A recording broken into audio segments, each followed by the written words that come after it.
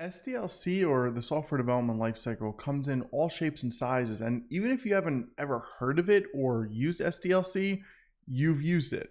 So what I want to do before I break into what it looks like in Codiac and the different stages that work in Codiac, let's just briefly discuss the 7 stages to SDLC. First is the project planning. So that's you ask yourself, what are we building here and why are we building it? Next is the requirements gathering. So what prerequisites are there? What type of engineers do you need? What needs to be developed? The design stage is all about the architecture phase. So planning everything from an architecture perspective.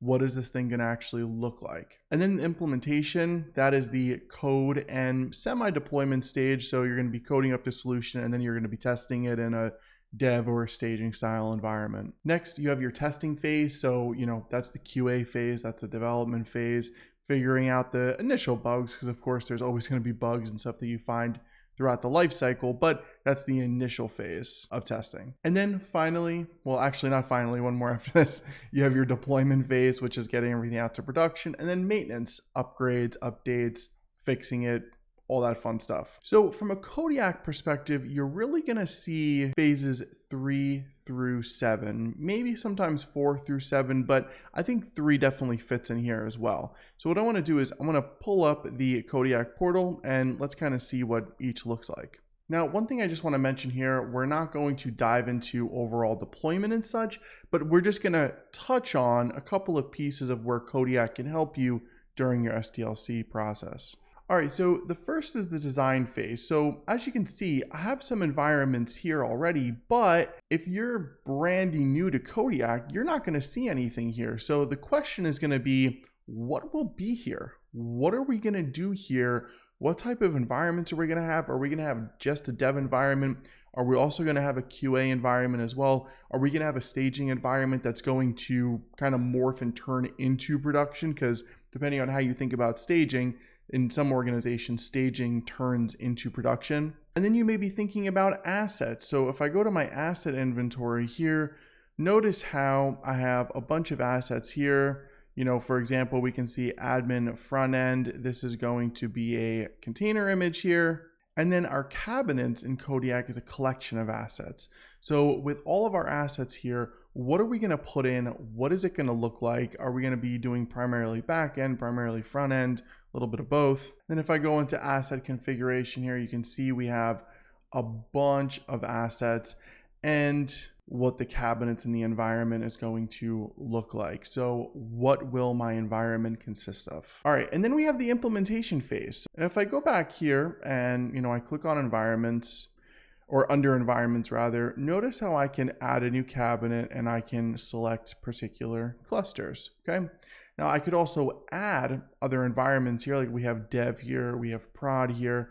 So the implementation phase is gonna be like, okay, I wrote the code, I need to add an asset in, and then I need to get environments up and running to make sure that I can test and deploy these assets. All right, and then after that is going to be the testing phase. So actually really quick, I want to head over to VS Code here. And the reason why I wanted VS Code, I just want the terminal. And if I run Codiac, knock, cluster, create, I have a couple options, AWS, Azure. I'm going to choose AWS. I'm going to use my current access and secret key. But notice here how I can begin to create a cluster, okay? And it's going to ask me a bunch of information. So test blah, blah for the cluster name, geography, region, subnet, node type. I can, kind of choose whatever node type I want here. Quantity of the worker nodes, Kubernetes version, I can choose that too. And then at the end here, we have our cluster. So of course, we're going to need our cluster to connect to a particular environment. That's why I wanted to just showcase this here really quick. So as we're testing, we're going to want our environment up and running, and we're going to want to be able to choose a cluster for our environment. Now, something else here that we may be thinking about, if I go into asset and I go to BusyBox, for example, and let's see, I don't know, I'm going to choose one of these here. All right.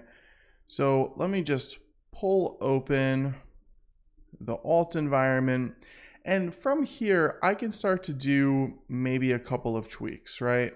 But more importantly, if I go to asset management and Where is the busy box one here? All right, I'm just gonna choose front end for example. Actually, I'll do Redis workers and then I'll go to modify. Now, pretend this was an asset that you just created. Well, you may want to edit things like maybe the port, maybe the image name, maybe the name. So during the testing phase, you may be, testing out certain components in terms of ports and images and versions and all that good stuff. And then going back to asset configuration, we then begin to dive into the deployment process. So aside from the environment creation, the cluster creation, and getting the cluster tied into a particular environment, maybe we want to alter some configurations. So if we come in here, click the plus button here, move our configuration, and then go to footprint, maybe we want to test dev staging production in terms of replica count. So, okay, if we send, 1,000 users at one replica, what kind of happens, right? This is just the deployment phase of getting dev and staging up and running. So I'm going to go to replicas and maybe, I add in 2 and I click save and boom. So now we have a setting for 2 replicas. So we're talking about the testing piece, but from a deployment perspective, because again, we're thinking about production here, this could also be for prod. So it's like, you know what, for prod, kind of want to have 4 replicas running in my environment instead of just 2, because I tested it. The load didn't feel too good at 2 replicas. We were sitting at 80% capacity. So let's just up the replica count a little bit to make sure that we're not hitting any issues from a resource optimization perspective. And then the last piece of it is maintenance. So maybe you do a deployment and you test for a month or so and you're like, CPU utilization is just really hitting at 80 and 90%. I got to go ahead and I got to increase that a little bit. So I go back to my footprint and I go to, CPU limit, set up my units here. So 800M, and then I save that.